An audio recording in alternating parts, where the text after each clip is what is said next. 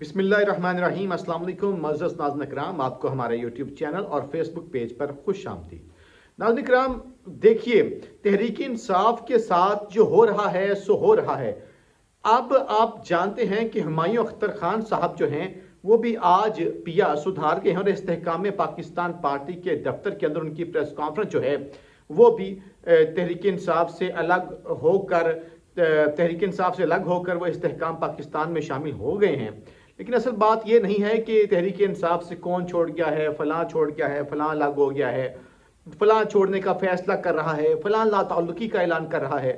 तहरीक इंसाफ के रहनुमा इस वक्त सबको पता है कि उनके ऊपर दबाव है। उनको कहा जा रहा है मुख्तलिफ हलकों की जानिब से, ताकतवरों की जानिब से कि आप तहरीक इंसाफ को फिलफौर छोड़ दें।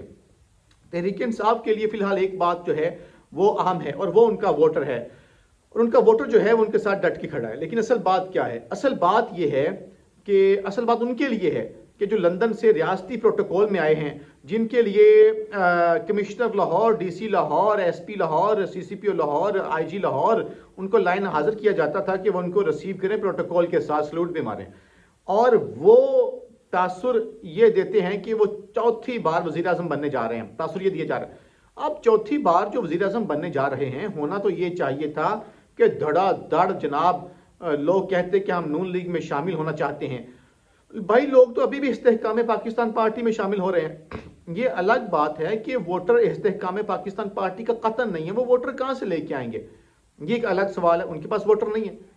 लेकिन कितने लोग हैं जो तहरीक इंसाफ से निकल कर नून लीग में जाना चाहते हैं? कोई नहीं है। उसकी मैं आपको एक मिसाल देता हूं। अभी फवाद चौधरी जो इनको एक मरतबा फिर आज नैब ने, पहले ही वो अपना जेल में है और अडयाला जेल में दोबारा से गिरफ्तारी डाली गई है फवाद चौधरी की। तो उनकी अहलिया जो हैं वो जावेद चौधरी के प्रोग्राम में बैठी थी, तो उनसे सवाल किया गया, जावेद चौधरी ने सवाल किया कि क्या आप नून लीग के टिकट पर इलेक्शन लड़ देंगे? आपसे मुराद फवाद चौधरी। तो उनकी बेगम, जिनका नाम हिबा है, तो हिबा फवाद चौधरी ने कहा कि इससे बेहतर है कि हम इलेक्शन ही ना लड़ें, हम घर बैठ जाएं। इससे बेहतर यह है कि हम नून लीग की टिकट से इलेक्शन लड़ें। उनका कतन हम उनकी टिकट से इलेक्शन नहीं लड़ेंगे। ये यहां से आप नून लीग की जो मकबूलियत है उसका अंदाजा कर लें। कबूलियत तो हो सकती है, नून लीग इस टाइम है, लेकिन मकबूलियत नहीं है। कबूलियत जो है वो इस्तेहकाम पाकिस्तान की भी है, लेकिन मकबूलियत नहीं है। नून लीग में शामिल होना तो एक अलग बात है, ऐसा कुछ भी नहीं है। तासर ये दिया जा रहा है कि नून लीग हुकूमत में आ रही है, नवाज शरीफ बड़े ताकतवर हैं, पॉपुलर हैं, फलान है, टमकान है, तो वजीर आजम बन रहे हैं जी नवाज शरीफ के, तासुर दिया जा रहा है। लेकिन मसला ये है कि नून लीग की अपनी ही विकटें गिरना शुरू हो गई हैं। नून लीग के अपने जो लोग हैं वो उनको छोड़ के जा रहे हैं, वो ऐलानात कर रहे हैं उनको छोड़ने के। पहली खबर मैंने आपको बताई थी, मेहताब अब्बासी हैं खैबर पख्तूनख्वा से, सरदार मेहताब अब्बासी जो हैं वो कोई जनाब, इस हवाले से अगर देखा जाए, एक तो वो साबिक गवर्नर रहे हैं, वो कोई एक दो दिन वाले रहनुमा नहीं है कि अभी वो आए हैं नून लीग में और वो छोड़ के जा रहे हैं। 46 साल का उनका साथ है मुस्लिम लीग नून के साथ, और नवाज शरीफ के वो बहुत पुराने साथियों में से हैं जो कि खैबर पख्तूनख्वा के अंदर थे। अब उन्होंने ये कहा है कि उनको बहुत सारी बातों पर इख्तलाफ है नून लीग से, और उनके मुताबिक नून लीग में जो सोच है वो मुनाफिकाना है और रवैया बड़ा कातलाना है, और वो ये समझते हैं कि नवाज शरीफ के पास जो मुआशी टीम है वो बहुत कमज़ोर है, और उनके मुताबिक जो मौजूदा बहरान है, नवाज शरीफ उस बहरान से ना पाकिस्तान को निकाल सकते हैं, ना पाकिस्तान निकल सकता है। और उन्होंने मुस्लिम लीग नून को अब बाकायदा तौर पर खैरबाद कह दिया है, और उन्होंने कहा है कि वह NA-16 खैबर पख्तूनख्वा से आज़ाद हैसियत से इलेक्शन लड़ेंगे। आप अंदाज़ा करें कि मुस्लिम लीग नून के लोगों को पता है कि अगर हम नून लीग के साथ रहे तो हमें कोई वोट नहीं देगा। उन्होंने कहा हमारी कोई नहीं सुनेगा, हमारी कोई सूरत हाल नहीं है। उनको पता है कि हाँ, अगर हम नून लीग को छोड़ देते हैं, आज़ाद हैसियत में चले जाते हैं, तो कोई इम्कान पैदा हो जाएगा शायद कि लोग हमें मुआफ़ कर दें और कहेंगे चले जी ये आज़ाद उम्मीदवार है और ये इलेक्शन जीत जाएंगे, इस किस्म की सूरत हाल। दूसरी सूरत में जीतने का कोई इम्कान नहीं है। लेकिन इससे भी बड़ी खबर इस वक्त क्या है? असल खबर जो दचके वाली है ना, बहुत सारे लोग जो हैं इस वक्त जो है مسلم لیگ نون کو لے کے کرٹیسزم کرتے رہے ہیں، جس میں شاہد خاقان عباسی ہیں، جس میں مفتاح اسماعیل ہیں، لیکن وہ پارٹی نہیں چھوڑ رہے تھے۔ وہ کہہ رہے تھے کہ ہم بچوں کے پیچھے کھڑے نہیں ہو سکتے، کیونکہ ان کا خیال یہ تھا کہ وہ مریم نواز کی لیڈرشپ کو قبول نہیں کر سکتے۔ لیکن اب ان لوگوں کو لگتا یہ ہے کہ ہمت جواب دے گئی ہے، اور اس کے اندر جو نون لیگ کی سب سے بڑی جو وکٹ ہے، مہتاب عباسی صاحب تو چھوڑ گئے، لیکن اب جو بڑی وکٹ گرنے جا رہی ہے، آپ اندازہ اس بات سے کریں کہ خیبر پختونخوا اور جو آپ پنجاب کی طرف آئیں گے، لوگ چھوڑنے والوں کا جو نمبر ہے وہ بڑھتا جائے گا۔ اب اس میں بڑی خبر یہ ہے کہ شاہد خاقان عباسی صاحب سے متعلق خبر آئی ہے کہ شاہد خاقان عباسی نے مسلم لیگ نون چھوڑنے کا باقاعدہ فیصلہ کر لیا ہے، اور نعیم اشرف بٹ صاحب کی آج کی یہ خبر ہے، ان کے مطابق انہوں نے اپنے حلقے والوں سے مشاورت جو ہے وہ کی ہے، اور وہ کر یہ رہے ہیں کہ انہوں نے پریس کانفرنس کب کرنی ہے وہ یہ اب پلان کر رہے ہیں، دن ڈیسائیڈ کر رہے ہیں۔